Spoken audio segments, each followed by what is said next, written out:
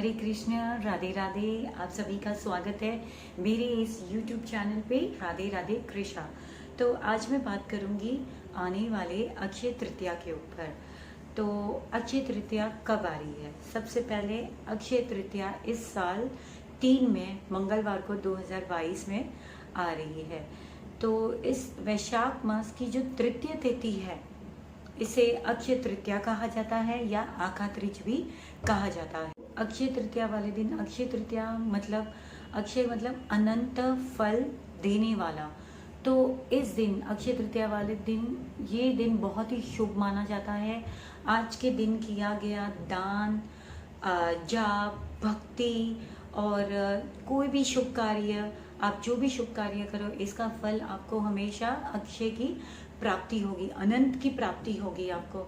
अगर आपने कोई घर लिया हो, आपको उसका घर के मतलब गृह प्रवेश करना हो तो आज का दिन बहुत अच्छा माना जाता है।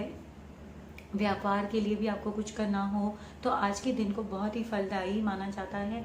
आज के दिन किया गया दान, जल दान, ब्राह्मणों को दान, अनाज दान, फल का दान, जैसे वो जो जिसमें पानी तत्व ज़्यादा रहता है उस फल का दान, जैसे खरबूजा है, तरबूजा है, इस फल का अगर आप दान करते हैं तो इसकी फल की प्राप्ति आपको अधिक से अधिक ज़्यादा मिलती है। तो ये बहुत ही पावन दिन है, बहुत ही पवित्र दिन है। तो इस पवित्र दिन और इस पावन दिन का आप ज़रूर से लाभ उठाइए। आपको मैं बताती हूँ आगे वीडियो में आपको क्या क्या करना है, तो उस तरह से आप कुछ नहीं तो थोड़ा कुछ ज़रूर कीजिए। अक्षय तृतीया वाले दिन इस दिन को इतना महत्व क्यों दिया जाता है, क्यों कहा जाता है कि आज का दिन बहुत ही मतलब आप जो करोगे इसका फल आपको अक्षय के मतलब अनंत के बराबर मिलेगा। इसीलिए क्योंकि आज ही के दिन हमारे श्री नारायण भगवान के अवतार हुए थे। तो जिस तरह से नारायण भगवान का अवतार अर्पित हुआ था उसी तरह हमें महालक्ष्मी भी उन्हीं के साथ रहते, जो उन्हीं के साथ ही प्रकट हुए थे। तो हमें श्री नारायण जी, श्री विष्णु भगवान की पूजा करनी है, हमें उनके साथ लक्ष्मी जी की भी पूजा करनी है। और आज ही के दिन बांके बिहारी मंदिर वृंदावन में श्री ठाकुर जी के हमें चरण दर्शन होते हैं, जो साल में एक ही बार होता है। वो है आज ही का दिन, अक्षय तृतीया वाले दिन। आज के दिन हमें पितरों का भी तर्पण करना ज़रूरी होता है। पितरों का तर्पण करना इसीलिए ज़रूरी होता है, हर एक पुराणों में कहा गया है कि अगर आपके पितर खुश है तो आपकी लाइफ में कोई कठिनाई नहीं आएगी, कोई प्रॉब्लम नहीं आएगी। इसीलिए कोई भी कार्य करते समय हमें हमारे पितरों का भी तर्पण ज़रूर से करना चाहिए। आज के दिन हमें उनका तर्पण करना चाहिए, हमें उनकी आशीर्वाद प्राप्त करना चाहिए। आज अक्षय तृतीया वाले दिन कई बड़े बड़े ब्राह्मण हैं, साधु है, नॉर्मल हमारे जैसे लोग भी तीर्थ स्थलों पर जाके स्नान करते हैं और बड़े बड़े मंदिरों में जाके दर्शन करते हैं। तो वो भी काफ़ी लाभदायी होता है। माना जाता है कि हमारे अंदर एक पुण्य की ऊर्जा प्राप्त होती है, हम एक पॉजिटिविटी उत्पन्न होती है अगर हम आज के दिन वो स्नान करते हैं, वो तीर्थ स्थल पे जाके हम दर्शन करते हैं और पितरों का भी तर्पण करते हैं वहाँ जाके, तो उन्हें भी सुख की प्राप्ति होती है। उन्हें सुख की प्राप्ति होती है तो उनकी कृपा हम पर बनी रहती है। आज के दिन जो हम जाप करते हैं, भगवान का नाम लेते हैं, आज का दिन इतना महत्वपूर्ण है कि आज के दिन किया हुआ जाप, नाम, विष्णु जी का नाम लिया हुआ वो पुण्य कभी समाप्त नहीं होता। वो हमेशा हमारे साथ साथ चलता है जीवन भर में, वो पुण्य के लिस्ट में हमारे साथ साथ होता है। तो आज अक्षय तृतीया वाले दिन कई लोग सोना भी खरीदते हैं, जो कि सोना तो बहुत ही महंगा हो चुका है। कोई बात नहीं, सोना खरीदना अगर पॉसिबल नहीं है तो भगवान ने कहा है स्वर्ण की जगह चने दाल को दी गई है। तो कोई बात नहीं, हम सोना नहीं खरीद सकते हैं, और जो खरीद सकते हैं वो सोना खरीदिए, विष्णु लक्ष्मी जी के सामने रखिए पूजा करते समय। और जो सोना नहीं खरीद सकते हैं वो चना दाल भी प्रभु को अर्पण कर सकते हैं। तो आज के दिन पूजा किस प्रकार करनी है वो मैं आपसे कहती हूँ। हमें अक्षय तृतीया वाले दिन सुबह जल्दी उठना है, ब्रह्म मुहूर्त में आप उठ जाइए। ब्रह्म मुहूर्त में उठने के बाद आप गंगा जल, मैंने जैसे हम एकादशी में करते हैं उसी प्रकार सेम करना है हमें। जैसे हम एकादशी में थोड़ा सा गंगा जल डाल के स्नान करते हैं, उसी तरह आप थोड़ा सा गंगा जल डाल के स्नान कर लीजिए। स्नान करने के बाद पूरे घर में गंगा जल का छिड़काव कीजिए और अपने घर की दहलीज पे स्वास्तिक बनाइए। आज तो हल्दी से स्वास्तिक बनाना बहुत ज़रूरी है। आज तो आपके घर में विष्णु जी और महालक्ष्मी जी का आगमन होने वाला है, तो आपको हल्दी से स्वास्तिक करना है, अच्छे फूल रखने हैं वहाँ पे अपने घर की दहलीज पे। फिर आप मंदिर की अपनी सफाई कीजिए, भगवान का श्रृंगार कीजिए, भगवान को पंचामृत से स्नान कराइए और आप अपने प्रभु के सामने संकल्प लीजिए कि हे प्रभु, आज मैंने अक्षय तृतीया का व्रत किया है, आप मुझे शक्ति दे, भक्ति दे, पूरी श्रद्धा से मैं आपका ये व्रत कर सकूं। और वो जल आप प्रभु के सामने अर्पित कर दीजिए। और फिर भगवान को आप पंचामृत से स्नान करा के उन्हें सुंदर पोशाक पहनाइए, चंदन का इत्र लगाइए, उन पे चंदन लगाइए।